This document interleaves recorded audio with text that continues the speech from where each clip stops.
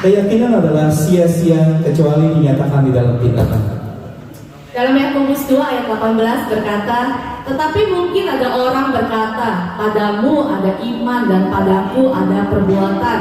Aku akan menjawab dia, tunjukkanlah kepadamu imanmu itu tanpa perbuatan, dan aku akan menunjukkan kepadamu imanku dari perbuatan-perbuatanku. Kepercayaan kepada Tuhan dinyatakan hanya dengan menghidupi dan taat pada firman-Nya. Di luar itu sesungguhnya kita bukan orang. Bapak Ibu yang dikasih oleh Tuhan, mari siang hari ini kita sama-sama beribadah dengan penuh sukacita, antusias bagi Tuhan kita. Selamat beribadah, Tuhan Yesus memberkati. Mari kita berikan kemuliaan sekarang yang paling meriah bagi Tuhan kita. Haleluya, puji nama Tuhan. Shalom. Apa kabarnya pada pagi hari ini? Semua hati, amin. Mari Bapak Ibu kita bangkit berdiri bersama-sama dalam hadirat Tuhan. Mari kita angkat kedua tangan kita di hadapan Tuhan. Kita mau bersyukur buat anugerah Tuhan. Mari setiap kita yang hadir pada pagi hari ini, kita datang teduhkan setiap hati kita di bawah kaki Tuhan. Terima kasih Bapa buat anugerah-Mu. Terima kasih Tuhan buat kebaikan-Mu. Tidak ada kata yang bisa kami ucapkan di hadapan Tuhan pada pagi hari ini selain rasa syukur kami, ungkap syukur kami yang meluap dari dalam hati kami. Terima kasih Tuhan, terima kasih Bapa, terima kasih buat penyertaan Kau sepanjang satu minggu lamanya Bapa. Kami percaya Tuhan, setiap kami yang ada pada pagi hari ini, semua karena kebaikan Tuhan, semua karena anugerah Tuhan. Yang datang merendahkan setiap hati kami, memuji Engkau, menyembah Engkau Allah yang kudus. Haleluya. Terima kasih Tuhan, terima kasih Bapa. Haleluya Yesus. Terima kasih Tuhan. Haleluya. Bersyukur padamu Tuhan atas kasih-Mu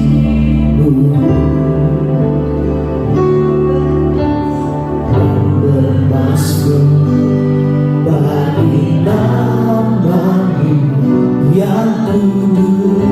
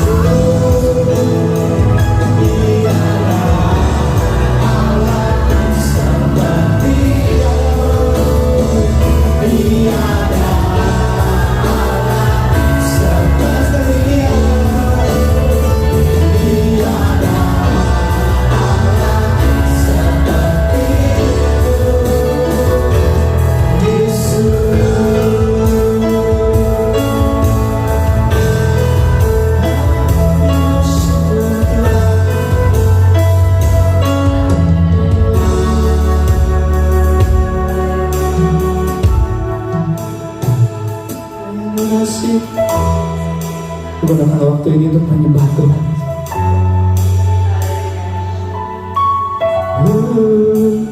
Kami bersyukur Tuhan,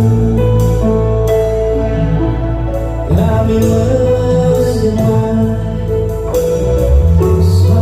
Engkau Allah, Yesus, Yesus Tuhan.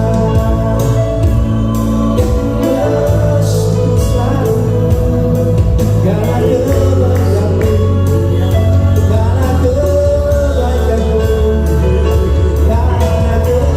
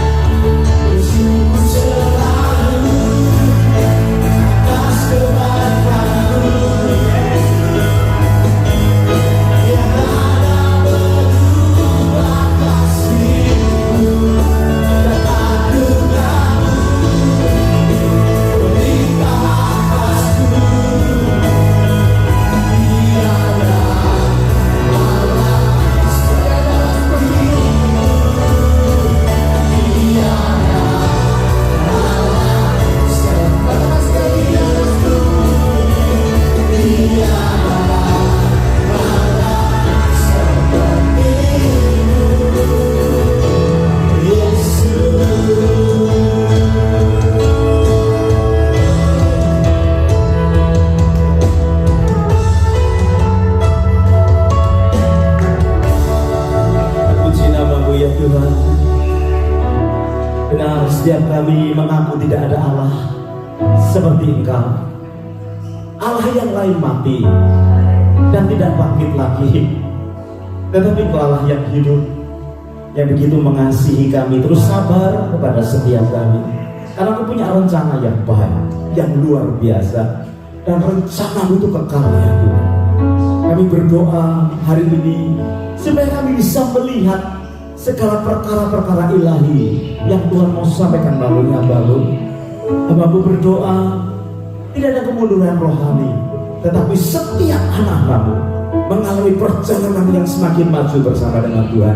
Di tengah badai, di tengah persoalan, kami tahu Tuhan itu Kau izinkan terjadi supaya kami semakin maju, supaya kami semakin menyukakan hati Tuhan, supaya kami bisa menjadi berkat, supaya hidup kami menjadi jawaban buat sesama kami ya Tuhan. Terima kasih Kau berkati jam pemberitaan firman-Mu, urapi kami, baik hamba-Mu maupun semua kami yang ada di sini, dan mungkin ada yang mengikuti di luar sana.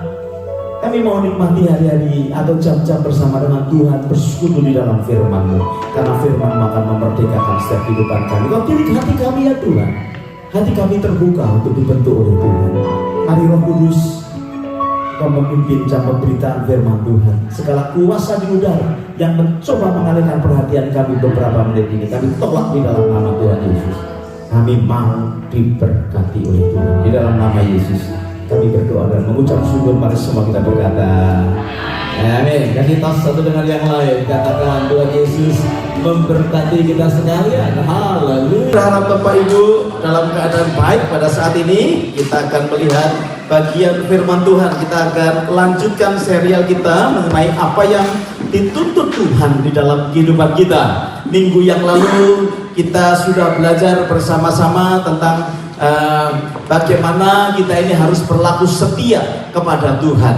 Nah, hari ini kita akan melihat ayat firman Tuhan yang menceritakan bagaimana yang kedua kita ini harus berlaku adil. Setiap kita selalu ingin apa yang disebut dengan keadilan. Kita akan tersinggung, kita akan merasa nggak enak kalau kita diperlakukan tidak adil. Tapi mari kita akan belajar bagaimana supaya kita juga di hadapan Tuhan itu berlaku adil. Kenapa begitu? Karena Tuhan adil. Katakan Tuhan adil.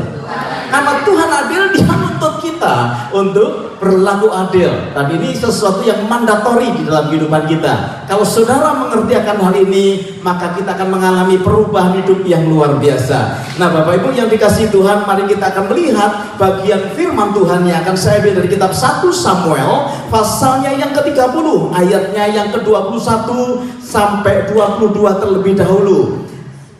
1 Samuel pasalnya yang ke-30 ayat 21 dan 22. Alkitab berkata seperti ini, ketika Daud sampai kepada ke-200 orang yang telah terlalu lelah untuk mengikuti Daud, yang telah dibiarkannya tinggal di dekat sungai Besor, maka keluarlah orang-orang ini menyongsong Daud dan menyongsong rakyat yang bersama-sama dengan dia. Daud mendekati orang-orang itu dan memberi salam kepada mereka. Ayat 23-22 berkata, kemudian mulailah berbicara semua orang jahat dan orang dursila di antara orang-orang yang ikut pergi bersama-sama dengan Daud itu. Katanya, karena mereka tidak ikut berperang, mereka tidak ikut pergi bersama-sama dengan kita, janganlah kita berikan kepada mereka apa-apa dari jarahan yang kita selamatkan itu, kecuali kepada masing-masing mereka istrinya dan anak-anaknya itu boleh mereka bawa, dan biarlah mereka pergi. Bapak Ibu yang dikasihi Tuhan, Daud ini orang yang tidak suka berkelahi. Ya, orang yang diurapi Tuhan, tetapi dia tahu dia tidak mau mengganggu orang yang diurapi Tuhan. Nah, Daud ini rakyat biasa, tetapi Tuhan sudah memilih dia untuk menggantikan akan Raja Saul. Saul ini raja, tapi karena dia iri kepada Daud, dia kejar-kejar itu. Nah, Daud ini adalah tipe orang yang tidak suka ribut, dikejar-kejar dia pergi aja. Dan rupanya pada waktu pemerintahan Saul pada zaman Daud itu, banyak orang yang juga tidak suka sama si Saul, karena Saul sudah mulai hatinya condong kepada yang lain. Ya, jadi mereka melihat ini orang-orang yang oposisi, saudara. Selalu dalam pemerintahan itu ada yang disebut dengan oposisi, yang gak cocok sama yang sedang berdaulat pada saat itu. Kelompok oposisi ini punya pemikiran, kalau ada musuhku itu adalah temanku. Saya ulangi gampang ya. Kan seperti gitu manusia ya. Kalau ada orang yang menjadi musuhku, yaitu temanku. Ini banyak, saudara. Orang dursila, orang jahat, dia melihat mereka oposisinya Saul, dia melihat Daud menyingkir, ngikut, nggak diajak, saudara. Ngikut. Dan Daud terus menyingkir sampai akhirnya mereka masuk atau ke daerah musuh orang Israel, yaitu orang Filistin. Tapi orang Filistin sudah kenal Daud, ya. Mereka tidak menolak Daud, ya masuk malah dikasih satu tempat khusus, dikasih pekerjaan mereka. Jadi satu rombongan ini dikasih satu tempat, namanya Siklag. Nah, mereka dikasih pekerjaan untuk apa? Untuk menjadi tentara Raja Filistin pada waktu itu. Dan Daud memang orangnya yang loyal sekali. Dia cari suaka politik, diterima, saudara. Dan dia loyal pada raja pada waktu itu. Nah, saudara, sampai kepada satu masa di mana raja-raja berperang. Nah, Filistin ini mempersiapkan untuk berperang melawan Saul Israel. Nah, Daud ini kan orang yang loyal, dia berkata, siap Tuhan, gitu ya. Siap, mau bantu. Tuhan sudah memberikan PR sama saya dan seluruh teman-temannya dia yang dursila itu, saudara ya. Mereka siap. Hanya saja Raja Filistin ini ditegur sama raja-raja yang lain yang sedang bersatu untuk melawan Saul, orang Israel. Siapa dia? Oh, dia orang yang membelot kepada pemerintahannya. Kalau begitu jangan diajak perang. Nanti bisa-bisa begitu kita ketemu dengan Raja Israel, dia membelot bantu mereka. Wong dia saja sama rajanya belot, apalagi sama kita. Jadi Raja Filistin berkata, Daud, aku suka loyalitas kamu. Aku melihat tidak ada kesalahan kamu selama kamu masuk di daerah Siklag, selama kamu bekerja dengan aku, tidak ada kurangnya. Jadi dia berkata, tetapi panglima tentara yang lain berkata, kamu tidak boleh ikut. Udah, gua kasih kamu liburan panjang pulang ke Siklag. Sampai kapan Tuhan? Tidak ada batas waktunya. Itu kan enak saudara ya. Paling enak itu cari pekerjaan. Setelah bekerja kita dikasih cuti. Bayar. Sampai kapan? Tak hingga. Mereka happy saudara. Oh siap. Ya, suruh cuti. Cutinya panjang. Mereka pulang ke Siklag. Itu perjalanan 2 hari penuh saudara. Untuk sampai ke daerahnya mereka. Sampai ke keluarganya mereka. Di tengah jalan rupanya mereka melihat ada asap tebal. Ini ciri dari orang Amalek kalau dia menjarah. Dia berkata, waduh, keluarganya dirampok sudah. Dan memang betul, rupanya Siklag sedang dirampok oleh tentara Amalek. Dengan seluruhnya semua ditawan, ya. Ternaknya diambil, hartanya diambil, keluarganya diambil, istri mereka diambil, anak-anak mereka diambil. Waduh, mereka kita mencatat saudara, mereka nangis sampai tidak bisa nangis lagi. Wih, itu penderitaan yang luar biasa ya. Karena dia mau pulang, keluarganya habis, hartanya habis. Hampir saja orang-orang yang mengikuti Daud itu melempari mereka dengan batu. Ya, mereka berkata, gara-gara lu ini, gara-gara gua ngikut lu ini, gak bisa menjaga keluarga. Sudah berkata, siapa yang suruh ngikuti saya? Saya pergi sendiri, kamu ikut sendiri, gitu ya. Tapi Daud tahu bagaimana menghandle mereka. Ya, apa namanya? Dia memanggil akan imam, namanya Imam Abiatar. Dia berkata, tolong ambilkan baju efod yang ada 12 batu, apa namanya, batu mulia itu di depannya. Karena aku mau bertanya kepada Tuhan. Dan akhirnya Daud bertanya kepada Tuhan, Tuhan gimana ini? Orang mau melempar aku dengan batu. Engkau tahu aku hambamu ya Tuhan. Ya, apa yang harus aku buat? Akan ku kejarkah orang Amalek itu? Dan Tuhan berkata, kejar. Mantap ya. Sebab aku akan menyerahkan mereka ke dalam tanganmu. Dia berkata kepada orang yang mengikuti, Tuhan suruh kita kejar. Ya, karena Tuhan akan menyelamatkan keluarga kita. Nah, saudara yang dikasih Tuhan, nggak jadi dilempari batu karena dia tampil sebagai pembimbing dan dia memutuskan mengejar tentara Amalek. Betul saudara, dalam pengejaran yang ada, mereka menemukan satu orang Mesir yang dalam keadaan sakit, yang terjatuh di situ. Daud berkata, kasih makan mobil. Ya. Karena rupanya dia sakit, kasih makan, kasih minum, kasih roti, kasih kismis, sembuh saudara. Dan Daud berkata, kamu siapa? Tuhan, aku ini orang Mesir, aku ini hamba daripada orang Amalek. Ya. Dan orang Amalek itu sudah apa namanya menjarah 3 tempat. Ya. Jadi sebelum menjarah Siklag, dia menjarah 2 negeri yang lain. Dan mereka menjarah dengan segala kekayaan yang luar biasa. Terus kita berkata, kalau gitu kamu tahu dong di mana mereka berkumpul. Oh ya tahu. Nah, balas budi dong. Kan gua kasih kismis, kan udah gua kasih makan. Nggak kami bunuh lagi. Tunjukkan di mana mereka. Siap Tuhan. Dan ditunjukkan oleh apa namanya si hamba yang ditemukan itu. Saudara, selalu ada mujizat yang Tuhan sediakan bagi orang yang berharap kepada Dia.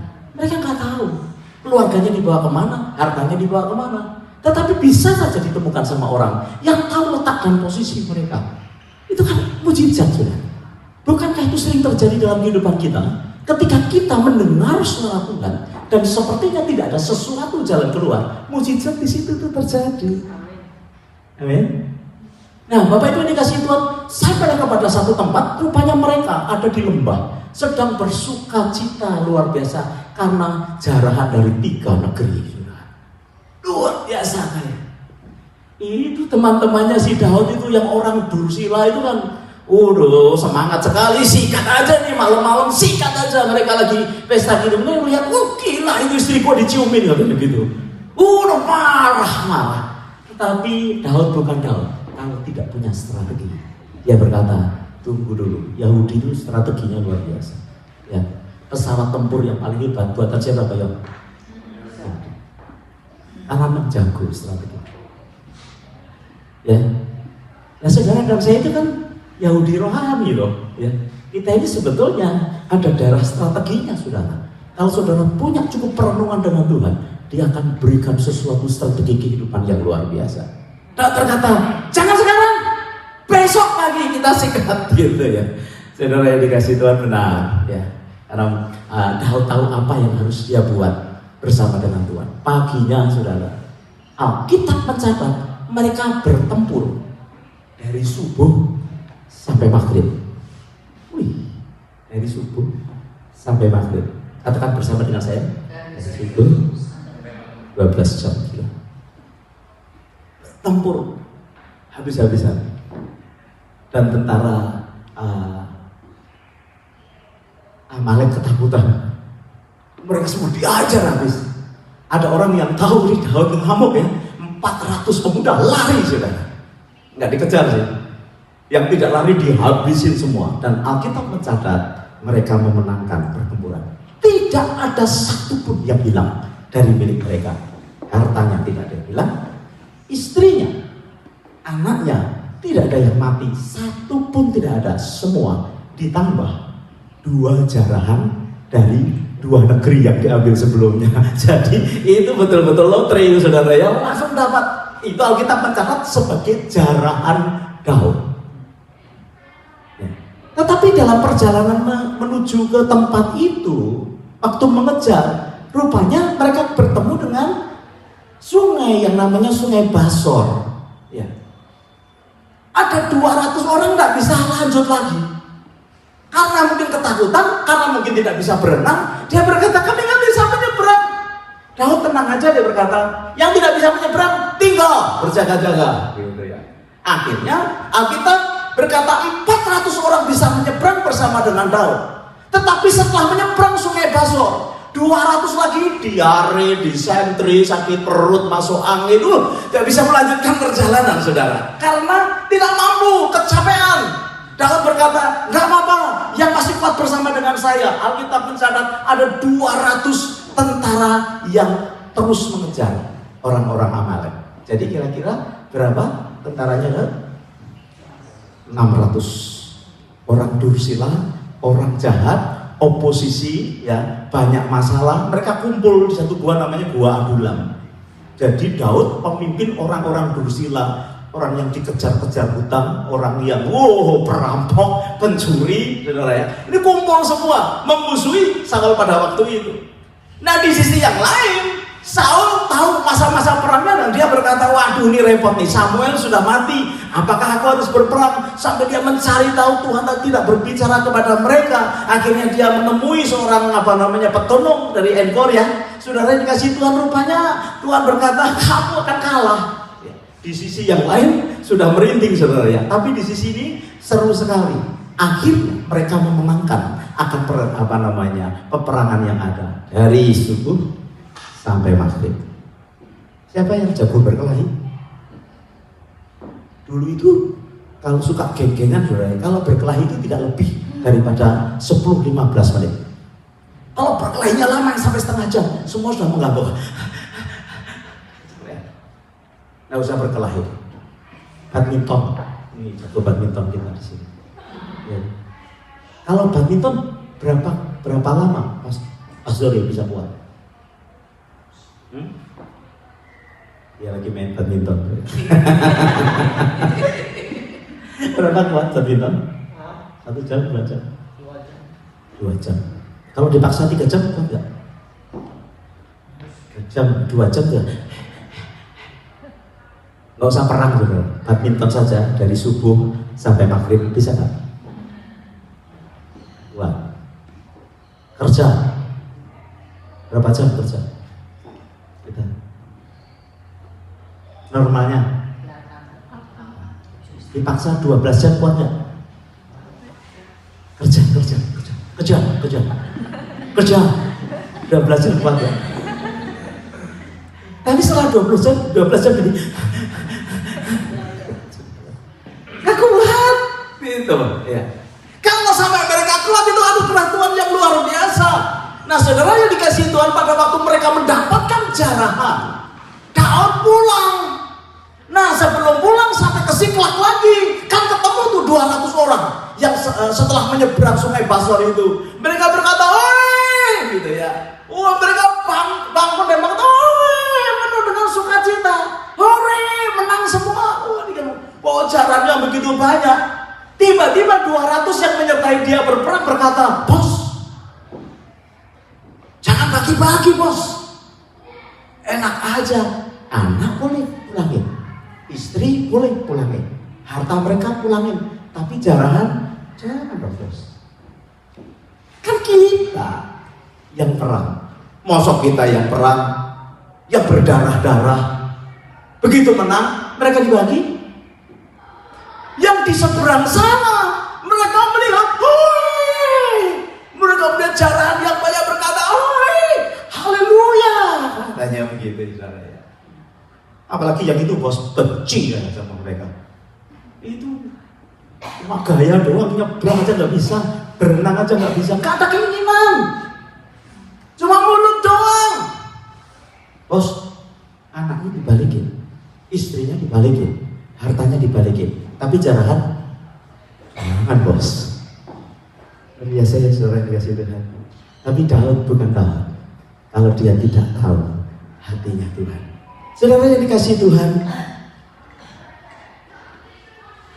kenapa kita belajar tentang apa yang disebut berlaku adil? Di sini kita akan melihat ya, nanti saudara akan melihat bagaimana dari perspektifnya Tuhan ketika Tuhan memakai Daud untuk berbicara tentang perlakuan yang adil itu. Mari kita akan melihat terlebih dahulu apa pentingnya sih berlaku adil. Karena ini yang diminta loh sama Tuhan dalam kehidupan kita. Yang pertama, orang yang berlaku adil, kitab Mazmur berkata seperti gini, ayat yang 1 dan 2. Mazmur Daud, "Tuhan, siapa yang belum boleh menumpang di dalam kemahmu? Siapa yang boleh diam di dalam gunungmu yang kudus? Yaitu dia yang berlaku tidak bercela, yang melakukan apa yang adil, dan yang mengatakan kebenaran dengan segenap hatinya." Rupanya anak Tuhan diajar untuk berlaku adil, karena hanya orang yang berlaku adil yang boleh tinggal di dalam hadirat Tuhan. Saudara, ini luar biasa. Kalau saudara mau menikmati hadirat Tuhan setiap hari, belajar berlaku adil. Ya. Sebab orang yang tidak berlaku adil dalam hidupnya, sepertinya kita ini beribadah kepada Tuhan, tetapi seperti Alkitab berkata, jarang itu kalau tidak melekat kepada apa itu? Batangnya, melekat kepada pokoknya, tidak akan berbuah. Nah saudara yang dikasih Tuhan, masa sih kita mengiring Tuhan tidak ada buah di dalam hidup kita? Masa sih kita mengikut Tuhan tidak ada perubahan di dalam kehidupan kita? Nah saudara yang dikasih Tuhan, sudah menjadi sesuatu yang langka kita dapati anak-anak Tuhan yang berlaku adil di dalam hidupnya. Ya, banyak di antara kita yang melihat akan hal itu. Kita melihat yang pertama, berlaku adil itu membuat kita ini tinggal di dalam hadirat Tuhan. Yang kedua, ayat mas kita, Mika pasal 6, ayat yang ke-8, itu berkata seperti ini, "Hai manusia," sekali lagi semua kita adalah manusia, "telah diberitahukan kepadamu apa yang baik dan apakah yang dituntut Tuhan daripadamu selain berlaku adil." Kalau dituntut, itu mandatori. mau tidak mau kita harus upayakan untuk mengerjakan. Apa Pak? Berlaku adil. Sebab berlaku adil itu adalah satu ketetapan yang Tuhan berikan kepada kita. Sebetulnya ada 3 hal sih. Hubungan antara anak Tuhan dengan Tuhannya. Yang pertama adalah ketetapan Tuhan. Yang kedua adalah perintahnya Tuhan. Dan yang ketiga adalah tuntutannya Tuhan. Kalau kita tiga-tiganya ini bisa mengerjakan, saudara pasti berbuah hidup. Pasti menikmati sesuatu yang baru di dalam kehidupan kita. Harus dipenuhi. 200 orang yang bersama dengan Daud berperang melawan orang Amalek yang mengejar mereka nggak mau sharing, saudara. Ya, nggak mau sharing. Sebetulnya apa sih berlaku adil? Yang pertama, saudara, berlaku adil itu bukan inisiatif, tetapi sesuatu yang responsif, sesuatu respon dalam kehidupan kita.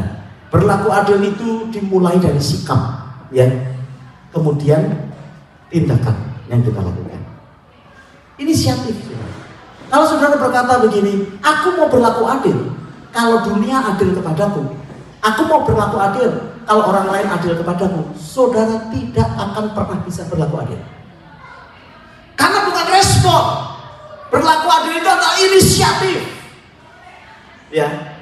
Satu kerinduan, satu keinginan yang kemudian disampaikan melalui tindakan yang ada. Saudara jangan nunggu diperlakukan adil dulu. Hanya anak Tuhan itu kalau mau sungguh-sungguh kepada Tuhan tiba-tiba diperlakukan tidak adil, saudara. Tiba-tiba saja di pekerjaan, di dalam rumah tangga. Kalau lagi mau sungguh-sungguh nih, saudara kalau nggak percaya coba sungguh-sungguh sedikit aja, lebih sedikit lagi sungguh-sungguh. Kalau saudara doanya setengah jam, tambah aja deh 4 jam, jadi 3/4 jam. Baru mau menambahi kehidupan rohani yang lebih bagus, tiba-tiba diperlakukan tidak adil. Ya kan, begitu. Udah sudah sesuatu yang terjadi. Tetapi saudara, jangan nunggu orang memperlakukan kau dengan adil, kemudian kamu berlaku adil. Karena itu adalah inisiatif. Tuhan, aku mau. Karena ini kau tuntut, maka aku percaya rohmu akan bisa memampukan aku untuk diperlakukan tidak adil.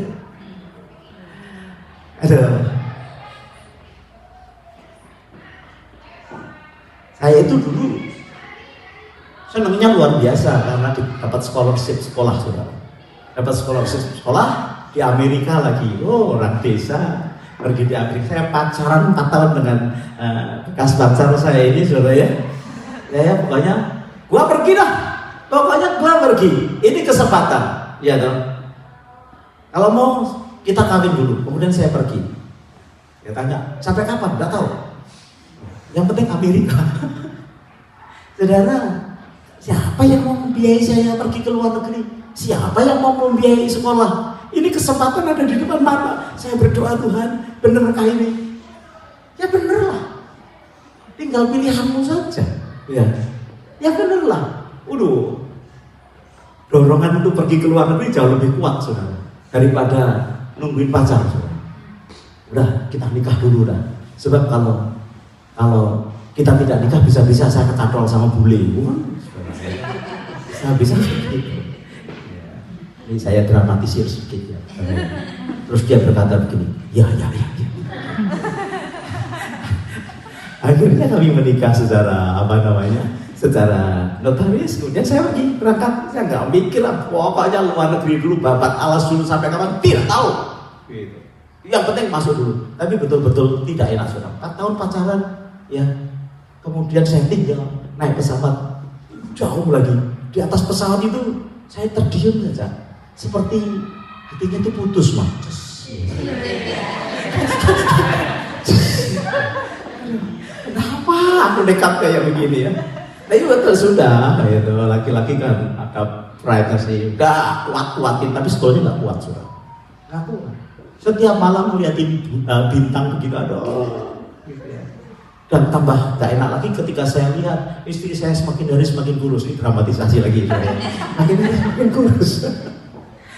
Tapi singkat cerita, ya sudah, karena kami dapat visi, dapat mandat dari organisasi sekolah di luar negeri, pulang nanti jadi pemimpin di sekolah Alkitab. Karena kita growing together, seperti sekarang saudara ini. Kalau kita ini growing together, kalau mau jadi pemimpin syaratnya satu, mesti keluar. Balik lagi. Ya, karena sama nih, rohnya menyalanya sama, pelayanannya sama. Nggak mau kan dipimpin, lu siapa? Kita sama-sama bertobatnya, kita sama-sama pelayan. Kenapa lu mau kamu saya? Nggak bisa, saudara. Nah, organisasi berkata, kalau mau jadi pemimpin, keluar dulu, masuk lagi. Ya, gitu. Nah, saya kepilih, saudara. Keluar dulu, disekolahkan dulu, masuk lagi. Senang saya, saudara ya. Kan masa depannya jadi cerah kan? Ya. Rupanya scholarship itu hanya berhenti 1 bulan, saudara.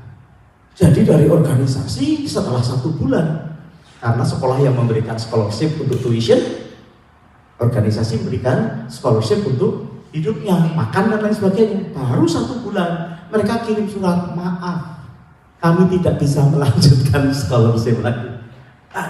Kecewanya, saudara ya. Jadi bagaimana? Kalau mau pulang, pulang. Kalau mau bertahan, ya di sana bertahan, cari pelayanan dan bagaimana. Saudara, sudah pisah dengan istri, ya, di sananya dikecewakan, ya. Setelah selesai, tapi selesai, saya selesai, dan pada waktu wisuda, yang mengutus saya itu pas ke Amerika, saya berkata, bisa hadir dalam wisuda saya. Udah kurang ajar sedikit itu. Dia berkata, lulus juga ya, katanya gitu. Dia tidak mengira kalau saya bisa lulus. Habis jadi 3 kandidat, hanya saya yang tidak bisa bahasa Inggris. Ya, Inggrisnya pas banget. Tahu gitu saya sejak SMA belajar bahasa Inggris. Ya, pelajaran yang terjelek di SMA bahasa Inggris. Semua 78 bahasa Inggris 6. Pas. Nah, ya, jadi nggak bisa ngomong juga. Pada waktu sekolah juga pertama-tama begitu. Takut kalau dikasih tugas saya ngumpet, saudara. Saya selalu duduk di belakang orang yang lebih tinggi dan lebih gede dari saya. Duduk di belakangnya. Gitu ya. Tapi only by grace. Selesai. Saya berkata, Pak, saya sudah selesai. Gitu. Jadi bagaimana pulang ke Indonesia? Saya mau pulang ke Indonesia 2 kali masa studi. Saya studi 3 tahun, kemudian harus bekerja di sinode 6 tahun.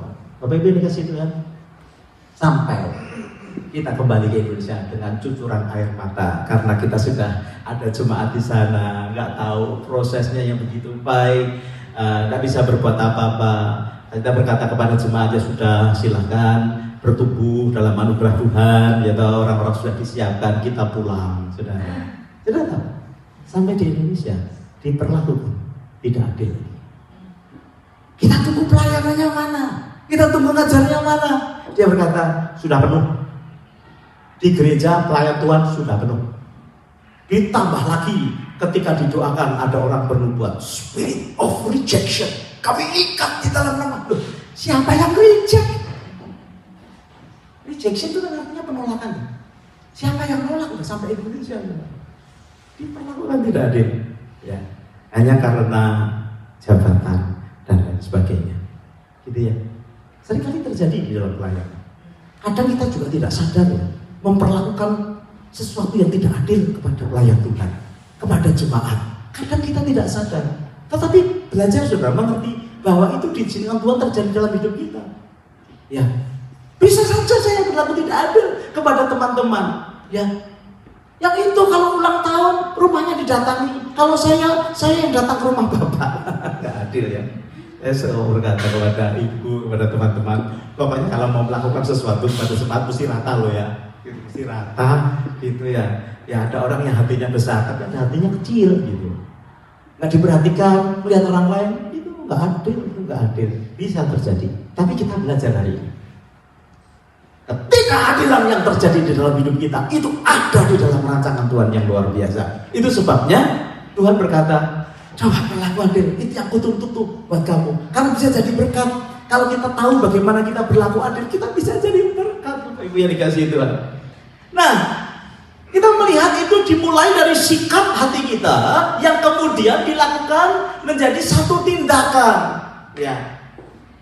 Bukan satu respon yang terjadi dalam hidup kita. Orang mungkin tidak berlaku adil buat kita, tapi kita jangan berlaku tidak adil. Belajar untuk berlaku adil. Ya, apa yang menjadi adil itu kita kejar walaupun kita diperlakukan tidak adil, karena kita tidak akan pernah bisa berlaku adil kalau menunggu orang lain adil dulu pada kita. Loh, iya saudara.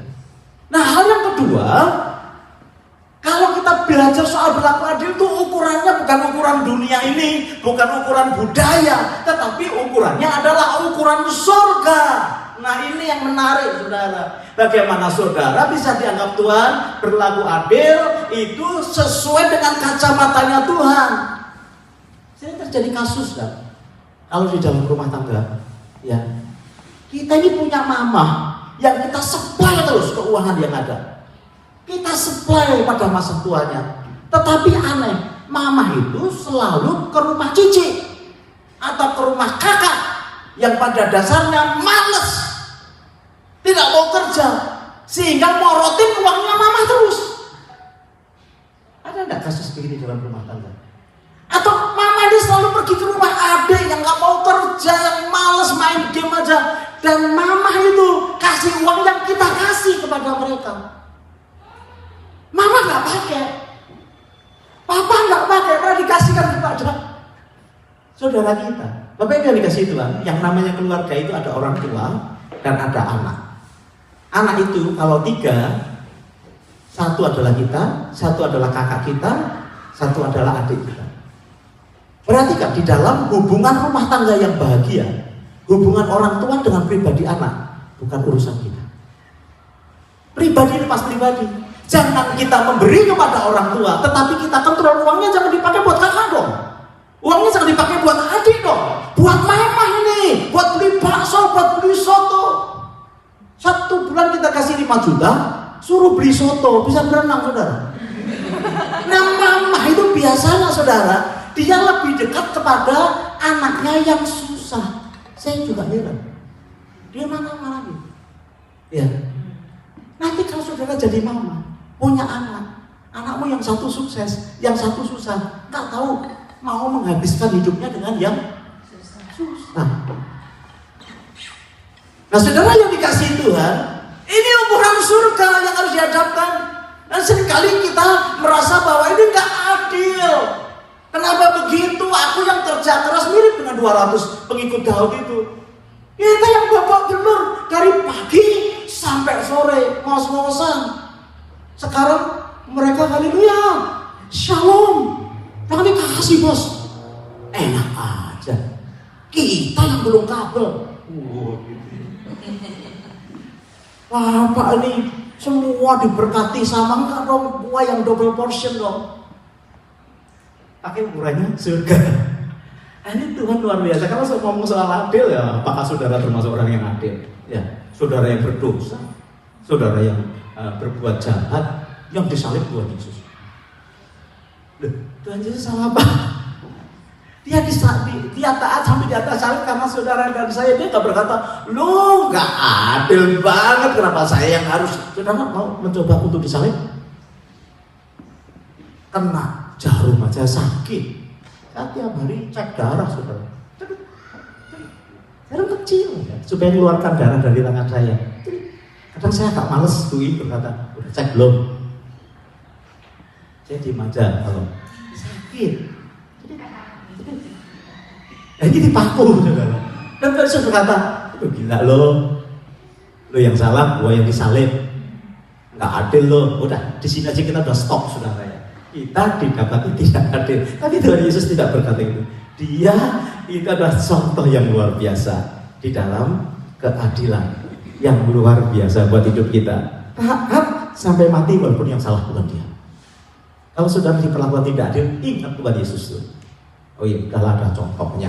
Ya toh. Tuhan Yesus tidak merontak, saudara jangan merontak. Tuhan Yesus tidak ngamuk, saudara tidak usah ngamuk.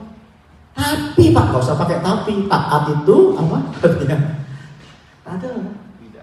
Tidak alasan titik katanya gitu. Nah itu yang dituntut Tuhan di dalam kehidupan kita. Sampai di sini saudara masih bisa mengikuti apa yang menjadi keinginan hati Tuhan. Karena berlaku adil itu membuat hidup saudara semakin dimurnikan luar biasa. Karena nanti saudara tahu ada rencana Tuhan yang luar biasa. Nah selain bahwa itu dimulai dari satu inisiatif, kemudian kita pakai rumusan surga, pakai ukurannya surga. Yang ketiga, Daud bagus banget menjawabnya kepada mereka yang berkata, jangan mereka dikasih. Saudara, ayat yang ke-30, pasal yang 30 ayat 23 dan 24 berkata seperti begini, sudah dikasih. Tetapi Daud berkata, janganlah kamu, saudara-saudaraku, berbuat demikian. Kan tadi orang bersilat ya, bos, jangan dikasih dong. Ya, jangan berbuat demikian dengan apa yang diberikan Tuhan kepada kita, sebab Ia telah melindungi kita dan menyerahkan ke dalam tangan kita gerombolan yang menyerang kita. Asik banget. Karena apa? Daud berkata, semua itu kan dari Tuhan, segalanya dari Tuhan. Ingat dong, siapa yang kasih kekuatan tuh? Kerja dari subuh sampai maghrib, siapa yang kasih? Pinggang bisa kena, saudara. Mata bisa kunang-kunang, tangan bisa gemetaran. Ya, tetapi kalau kita ini bisa berjuang dari pagi sampai malam, itu semua karena anugerah Tuhan. Bapak Ibu, perang sepanjang hari kok masih bisa kuat ya? Terus, terus. Heran ya dengan hidup kita ya. Pagi kerja terus, besok bisa bangun lagi terus gitu, enak aja. Gua mau bayarin orang retreat, loh kita mau retreat lagi tahun depan, ya toh, targetnya lebih bagus lagi. Selain dirimu, bayarin orang lain. Wah, free orang lain. Halo, kan nggak suka? Pak Iwan bagus ya kasih cerita gitu. Orang ya, kalau membawa orang lain masuk untuk terikat dengan narkoba, ya dia kasih free buat orang target. Dia tidak peduli dia orang kaya, dia orang berada, pokoknya pertama kali mencicipi narkoba itu apa? Enak, terikat, nah jadi customer, saudara. Untuk urusan dosa aja selalu kok iblis itu tahu, first time free, selebihnya terserah Anda. Itu menurut saya iblis itu niru. Nah kita jangan kalah, kembali kepada basic, memberi. Ya, ini saya masih setahun, kita mau retreat lagi gak Pak? November mau? Atau kita April lagi? Nabung. Biayanya kan berapa? Satu orang 300 ya? Kemarin ya? Sekitar itu ya? Pak Yuki, satu orang? 300an ya, satu orang. Sudah dalam 1 tahun, nabung 300.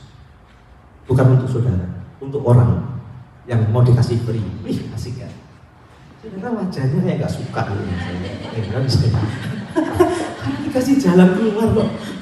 Gitu, belas kasih ya gitu. Saudara harusnya kalau gitu tuh, amin, yes, gitu. Apalagi 1 Pak 2. Wih, keren banget kalau begitu. Jadi cepat penuh nih tempat. Nah kalau masing-masing kita 90 orang bawa 90 kan berarti kan 180 Pak Andre ya. Nah kemudian beberapa orang tercantol, dibaptis, masuk di sini penuh, saudara, cepat. Karena apa? Yang free tadi loh. Siapa yang free? Jangan suruh gereja, saudara. Kita. Saya excited, saudara. Sungguh-sungguh, sisipkan. Kalau perlu nggak usah suamimu tahu. Sisipkan $10, $20, gitu. Ya, amplopnya ditulisi untuk orang baru. Jadi kalau sampai ketemu sama suami, kan ruangan kita kan cuma kecil 2 kamar. Mau diumpetin di mana sih kita ya? Tulisi untuk orang baru tahun depan gitu. Jadi suami nggak ngintip-ngintip, saudara, atau istri nggak ngintip-ngintip. Nanti pada gilirannya langsung gua tahu, lu aja. Ayo ikut yuk. Wah, aku nggak bisa. Gua bayarin. Ih, keren banget ya. Aku sudah ada deal dengan Tuhan. Apa yang dikasih Tuhan? Semua karena anugerah Tuhan. Kalau bisa bekerja, punya karyawan, ya kerja pagi-pagi sampai siang, masa kuat sih? Sudah saya dengar, gak kuat Pak. Kalau kamu tahu Tuhan yang memberi kekuatan, kau akan excited. Kalau Tuhan tidak suruh berhenti, jangan berhenti. Kalau Tuhan tidak suruh keluar, jangan keluar. Karena itu sarana Tuhan untuk memurnikan kehidupan kita, pekerjaan. Ya, sampai nanti waktunya. Ada kita mungkin retired jadi misionari dan lain sebagainya. Kalau sekarang masih gagah, masih luar biasa, disuruh Tuhan apa saja kerjakan. Karena itu hanya sarana Tuhan, sebab semua karena anugerah Tuhan. Daud berkata, ini semua kan diberikan Tuhan kepada kita. Ini semua kan dilindungi oleh Tuhan. Kalau nggak dilindungi oleh Tuhan, benar nggak saudara? Hidup kita itu kalau tidak dilindungi Tuhan tuh,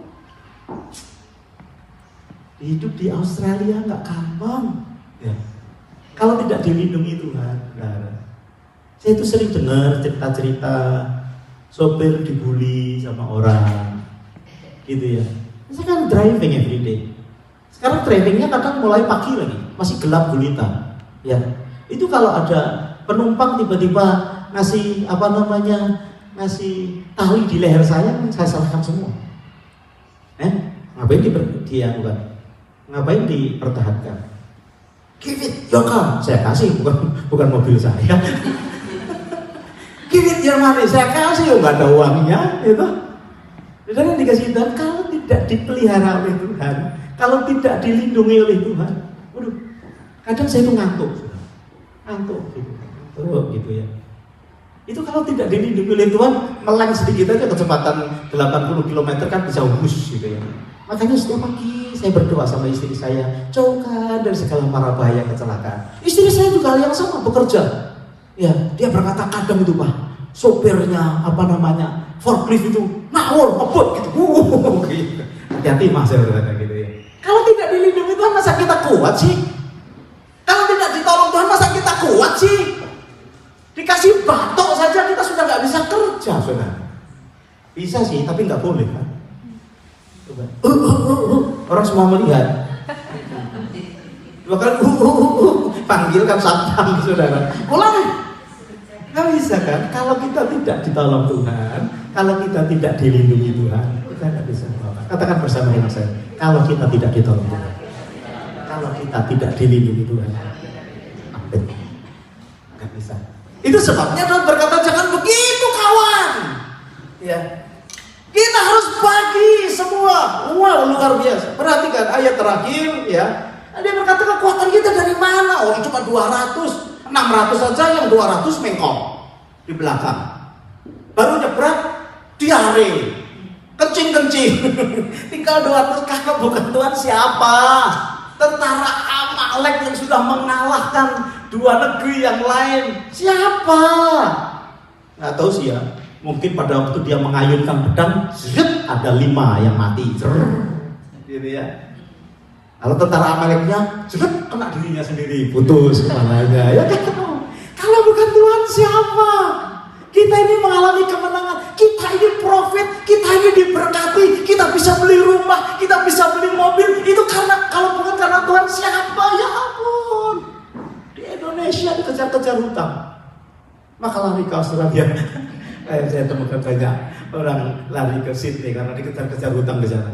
Mau bayar nggak bisa, udah lari ke Sydney. Wih, dalam waktu 10 bulan lunas semua. Udah lunas pelan dok, nggak mau. Gitu. Sini dengan cara yang macam-macam, sekolah lah, apalah.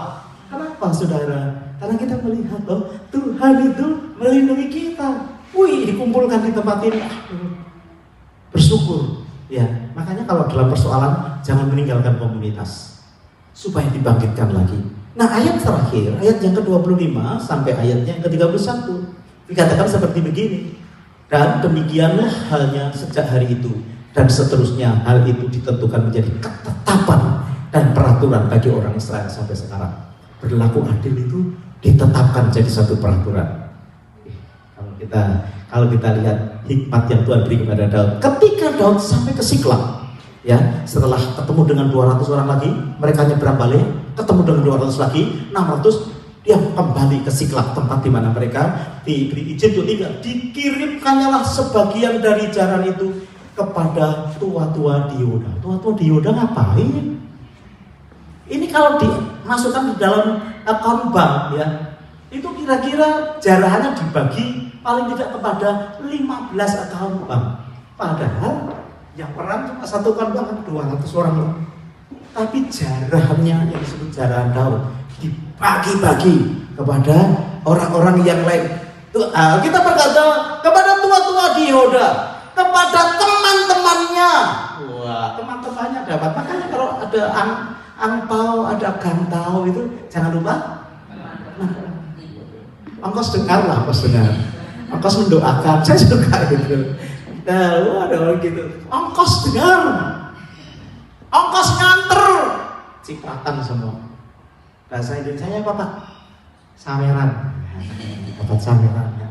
Aduh, saudara, kalau kita punya community kayak gitu mah, saya rasa kerasan gitu di sini itu. Jangan kaya sendiri, ya, senang sendiri. Tetapi Daud nih sampai menjadi ketetapan. Teman-temannya juga diberi dengan pesan, inilah pemberian kepadamu dari jarahan yang dirampas dari musuhnya Tuhan. Ya. Orang kasih itu mengumpulkan harta yang disiapkan untuk siapa? Orang benar. Kalau saudara orang benar, saudara jangan heran kalau tiba-tiba hartanya orang fasik itu makanya kan kemarin saya tanya kepada si Nuria, ada orang kasih $1 juta, itu apa, itu apa gitu ya. Saudara, kemarin saya melayani di Messenger, isinya orang tua-tua semua, umur 88 tahun, 60 tahun, 70 tahun, pertanyaan yang sama saya tanyakan loh. Saya tanyakan, tante, kalau tante dikasih uang $1 juta, tante mau buat apa? 3 orang saya tanya, dia berkata, saya bagi-bagi. Saya mikir kok bisa ya jawabannya, kok tepat ya. Ya. Menurut saya karena sudah. Jadi tidak gitu lagi ya. Saya tanya kepada orang muda, maunya ini, maunya itu, maunya ini. Kalau sudah tua itu sudah mendekati yang gugur, saya tanya, wah panggil lagi, saudara jangan nunggu tua. Ini loh Daud, ini ketetapan. Kalau ada berkat saweran, dirasakan bersama sebagai keluarga Tuhan. Apalagi kita tahu ada orang yang membutuhkan. Alkitab berkata yang ketiga, pemberian ini kepada orang yang di Betel. Orang di Betel dikasih, orang yang di Ramot dikasih, orang yang di Yatir dikasih, orang yang di Arur dikasih, kepada yang di Simfot dikasih, yang di Estemoa dikasih, kepada di Rachel dikasih, kepada kota-kota orang yang Rahmeh dikasih, kepada yang di kota-kota Keni dikasih, kepada yang di Horma dikasih, kepada yang di Bor Asam dikasih, kepada yang di Atah dikasih, yang di Hebron dikasih. Kira-kira ada 15 account saudara dikirim, ya, pakai internet banking. Cung, bagi-bagi, sampai bingung tuh mereka. Wih, gua dapat, kok kan nggak pergi, gitu ya. Tapi dapat, semua bersukacita. Dan yang hebat lagi dikasih begini, kepada yang di Hebron dan kepada segala tempat di mana Daud dan orang-orangnya mengembara. Dia tahu balas budi. Ketika dikejar-kejar Saul, ada orang-orang yang menerima dia. Saudara, dikasih Tuhan. Bukankah juga bisa terjadi dalam kehidupan kita? Kita nggak tahu. Ketika kita dalam keadaan kesulitan yang luar biasa, banyak di antara kita yang pergi ke sini dengan pertolongan orang lain, ngutang sama orang lain, pinjam sama paman, ya kan? Pernah kepikir nggak kita nyawer mereka? Berlakulah adil, sebab itu yang dituntut oleh Tuhan. Apalagi kalau kita tahu apa yang sedang terjadi kepada orang yang sudah berbuat baik kepada kita. Pernahkah kita ingat kepada orang tua kita? Pernahkah ingat kita kepada mertua kita? Aduh, ini betul-betul memberikan satu pelajaran yang luar biasa di dalam kehidupan kita. Bapak Ibu yang dikasihi Tuhan, pernahkah kita tahu tempat pelayanan pekerjaan Tuhan yang mengkeep kita, terus membangun kita, terus mengontrol kita? Ingatkah kita para pelayan-pelayan Tuhan yang terus membangunkan semangat kita? Ini proyek-proyek pekerjaan Tuhan yang Tuhan nyatakan dalam kehidupan kita. Pernah enggak kita itu kepikir saweran kepada mereka? Pernahkah kita kepikir menopang pekerjaan Tuhan? Saudara, dalam waktu dekat ini pasti ada sesuatu Ada satu proyek yang Tuhan taruh di hati saya. Nanti kita bagi, tapi kita baru godok sebentar. Saudara, saya mau beritahu ya, untuk Tuhan mengasihi kita, itu tidak ada alasannya. Yang mau mengasihi aja. Whatever keadaan kita, penipukah kita, orang yang jahatkah kita, sakit hatikah kita, orang yang dengkikah kita, orang yang tidak adilkah kita. Kalau Tuhan sudah mau memilih kita, memang gak ada syaratnya. Tapi perhatikan, untuk memberkati saudara dan saya, Tuhan perlu alasan. Ya, untuk mengasihi kita gak perlu alasan, apapun dia terima, karena itu memang kemauannya dia, bukan kita yang memilih, Tuhan yang memilih kita. Dan dia master untuk mengubah kehidupan kita. Tetapi untuk dia memberkati saudara dan saya itu dibutuhkan alasan. Nah, otomatis saudara, Tuhan perlu ada alasan untuk memberkati kita. Apakah itu? Ya, ini kita sebut sebagai hukum keseimbangan ya. Kalau kita ini diberkati itu sebabnya ada alasan yang kuat untuk Tuhan memberkati kita. Kalau saudara tidak bisa menunjukkan alasan untuk saudara diberkati, jangan harap-harap diberkati, kecewa saudara. Makanya harus cari alasannya supaya kita diberkati. Amin. Kalau sekarang ini kayaknya kita tidak diberkati, cari alasan dong supaya diberkati. Ya. Satu kali kami dipindahkan dari kota besar Los Angeles dipindahkan ke kota kecil, namanya Kota Kudus. Kotanya Tuhan Yesus Kudus. Itu kota kecil banget, mall cuma satu, namanya Matahari. Matahari pun tutupnya jam 5. Selebihnya sepi.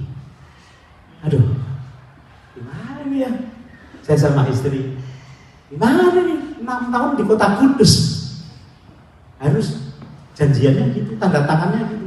Ditempatkan di mana? 6 tahun di situ. Bapak Ibu, kita memutuskan untuk mencari alasan keluar dari Kudus. Caranya bagaimana? Kita kerja lebih keras di sini. Gitu. Kita kerja extraordinary, tambah semangat di sini. Jam 5 pagi sudah baston pagi, wah nyanyi. Ya, siang jam 10, habis makan langsung kita kunjungi jemaat. Kota kecil, kunjungi semua, kita kunjungi jemaat. Jadi sibuk. Senin kaum bapak, Selasa kaum ibu, Rabu sudah ada kaum-kaumnya semua sudah. Jadi suara nggak pernah begini bagus nih. Suara bagus karena apa? Karena jarang bicara ya. Jarang bicara. Ya. Di sana bicara, belum khotbah, belum serak, saudara.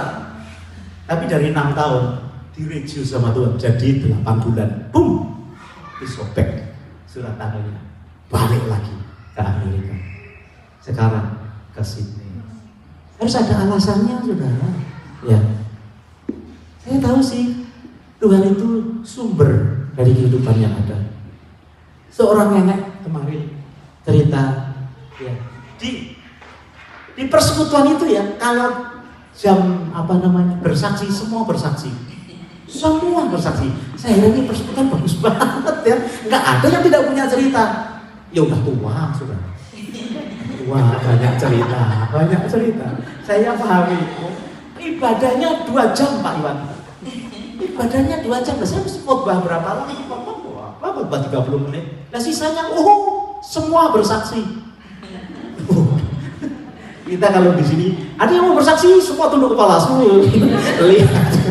Itu semua bersaksi. Saudara mau nunggu Tuhan? Jangan nunggu Tuhan. Ya.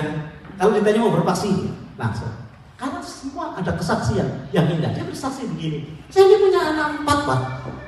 Anak 4 saya rawat dengan baik, saya biayai dengan baik, dan sukses semua. Tetapi tidak ada satupun yang nengok saya. Dia tidak lupa ditanya sibuk. Satu kali saya sakit, saya berkata aku sakit. Oh ya, mama pergi ke dokter ya. Ayo minum obat ya. Cuma telepon, ayo oke Ma, oke. Dia berkata gitu. Anak 4 itu ada. Terus dia berkata begini, hanya satu yang bisa kuandalkan, Tuhan Yesus. Wah yes, saya berkata keren Mando. Saya berkata gitu. Iya, habis siapa? Anak 4 udah nggak mau tahu. Ya, sudah dikasih perhatian, sudah sukses, tahu mamanya sakit, cuma telepon, halo Ma, sudah baik. Ma, kalau mau ke dokter naik Uber. Itu sakit hati itu sih. Tantenya berkata, nggak usah sakit hati. Orang nabur nuai itu nanti anakku kan jadi tua digitukan sama anaknya juga. Kita berdoa, dia berkata yang bisa andalkan hanya Tuhan. Nah Bapak Ibu yang dikasih Tuhan, hari ini mungkin kita diperlakukan tidak adil di dalam kehidupan kita.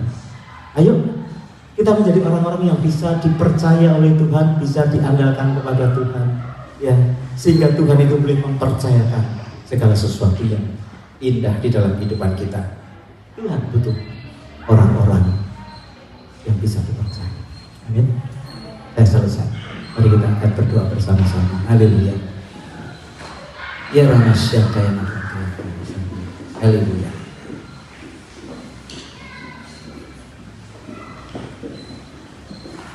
Kita mengajar kita supaya kita bisa tinggal dalam hadirat Tuhan setiap hari. Berlaku adil saudara. Dengan cara surga itu mengajar kepada kita. Semua karena anugerah Tuhan. Ya. Nyanyikan lagu Haleluya 12 kali. Kita naikkan di hadapan Tuhan. Puji Tuhan, puji Tuhan, puji Tuhan. Kita sembah Dia. Dan saya ingin berdoa supaya setiap kita menerima anugerah untuk bisa hidup adil. Rumah tanggaku sepertinya cukup berat, Pak. Mulai berinisiatif itu berlaku adil dalam setiap berkat yang Tuhan berikan dalam kehidupan kita. Haleluya, haleluya, haleluya, haleluya, haleluya,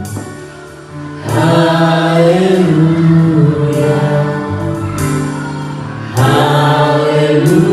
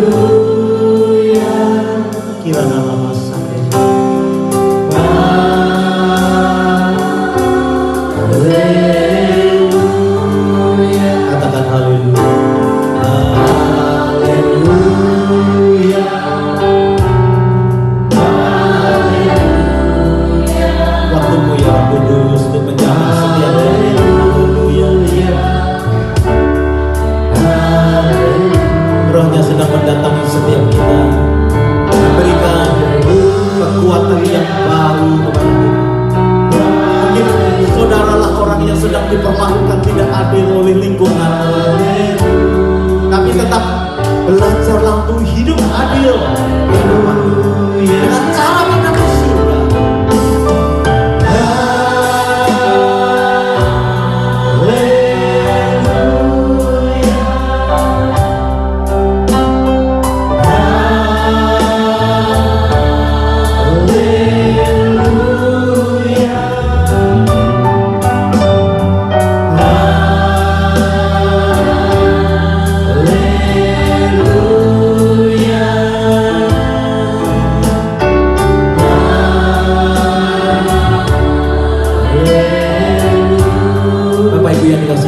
Dengan mengingat bahwa semua yang kita miliki itu anugerah Tuhan, diberikan Tuhan dalam kehidupan kita, dipercayakan Tuhan dalam kehidupan kita. Tuhan melindungi kita. Dengan pemahaman itu, mulai dari situ Pak bisa mengerjakan banyak hal. Keadilan bagi sesama. Ada orang Lewi lewat ketika ada orang yang dirampok. Ada hamba-hamba Tuhan, imam-imam yang lewat Mereka tidak melakukan apa-apa. Tetapi ada orang Samaria yang notabene itu adalah musuh orang Yahudi. Dia datang dan merawat orang yang dirampok. Kemudian Tuhan Yesus bertanya kepada murid-muridnya, mana yang disebut sesama? Bapak Ibu, anak Tuhan harus bisa menemukan sesamanya. Hari ini semua yang terjadi di dalam kehidupan kita itu karena anugerah Tuhan. Mungkin kau berkata, Pak, aku bekerja keras. Siapa yang memberi kekuatan kau bekerja keras? Dan siapa yang punya ide untuk bekerja keras? Apakah dari pergumulanmu dengan Tuhan? Atau karena perasaanmu yang kau bisa melakukan itu dengan kekuatan? Dua-duanya tidak masalah, selama kita tahu bahwa itu adalah hasil daripada sesuatu yang diberikan Tuhan dalam hidup, sesuatu yang diizinkan Tuhan miliki, sesuatu yang Tuhan lindungi dari hidupmu, yang tidak dirampas oleh kuasa-kuasa kegelapan. Dari situ kita akan mulai bisa memandang sekeliling kita untuk mendapatkan sesama, di mana kita bisa menyatakan bahwa kita adalah anak-anak Tuhan. Bapak Ibu, jangan nunggu orang lain berlaku adil dalam hidup. Mari kita datang kepada Tuhan untuk menjadi orang yang bisa dipercaya. Untuk dikasihi tidak perlu alasan. Siapapun kita, kalau Tuhan mau mengasihi hidup kita, itu namanya anugerah. Tetapi untuk diberkati, saudara dan saya harus punya alasan. Mengapa kita melayani? Mengapa kita mengerjakan pekerjaan Tuhan? Mengapa kita caring kepada orang tua? Mengapa kita lakukan hal ini dan hal itu? Itu bisa dijadikan alasan sebagai Tuhan memberkati hidup. Saya mau kita terbuka untuk menjadi orang yang bisa dipercaya oleh Tuhan. Bapak surga, melihat setiap kehidupan anak-anakmu, biar semua kami terbuka untuk menjadi saluran berkat buat sesama kami. Selagi kami masih hidup, Tuhan, Kau memberikan kepada kami hati yang bisa berlaku adil, membagi rezeki kami, membagi pengetahuan kami, menjadi berkat buat yang lain. Siapa tahu dari situ ada orang-orang yang diperkenalkan kepada Tuhan dan dipilih oleh Tuhan untuk diselamatkan. Berkati sidang jemaatmu di tempat ini. Kami tahu segala pergumulan kehidupan semua ada di dalam pandangan Tuhan, dan Tuhan menolong kami tepat pada waktunya. Semua kami bersuka cita, akan semua kami menikmati akan berkat Tuhan. Haleluya. Dalam nama Yesus katakan firman. Haleluya. Semua kita berkata, beri tepuk tangan yang paling baik bagi Tuhan. Haleluya.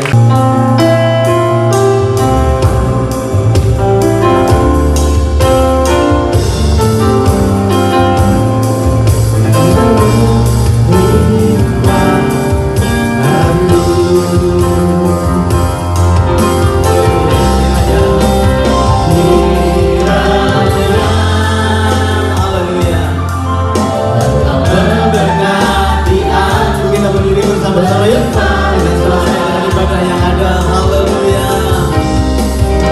Datang berdua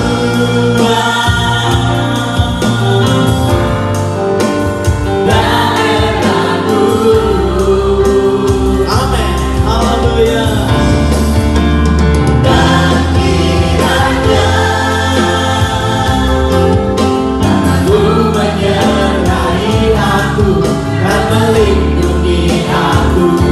Haleluya.